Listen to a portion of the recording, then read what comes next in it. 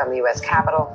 A judge ordering Trump's ally, attorney John Eastman, to hand over the emails he tried to withhold.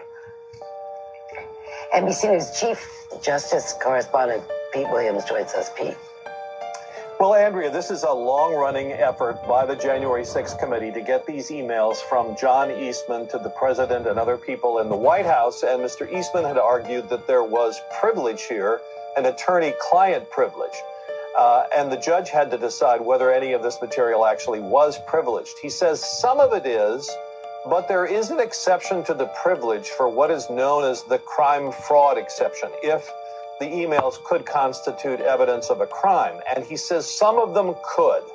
What he says is that he finds it more likely than not, that's the phrase the judge uses here in this order, more likely than not that President Trump corruptly attempted to obstruct the session on January 6th when Congress counted the electoral votes.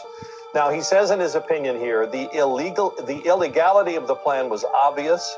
He says the nation was founded on the peaceful transition of power, epitomized by George Washington laying down his sword to make way for democratic elections.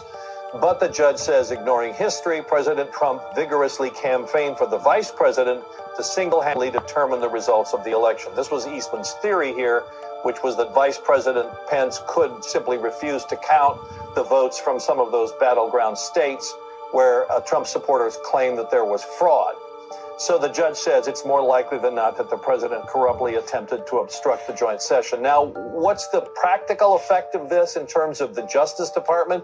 Probably not much. There are no facts here that the judge cites that the Justice Department isn't already aware of. And it's a different standard that this judge would apply than the Justice Department would apply in seeking to decide whether or not to file charges against criminal charges.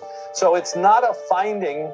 It's not a criminal charge against the president. It's this judge's view that it's more likely than not that the president did try to obstruct Congress. And of course, Eastman can appeal. So we're a long way from seeing the end of this, Andrew.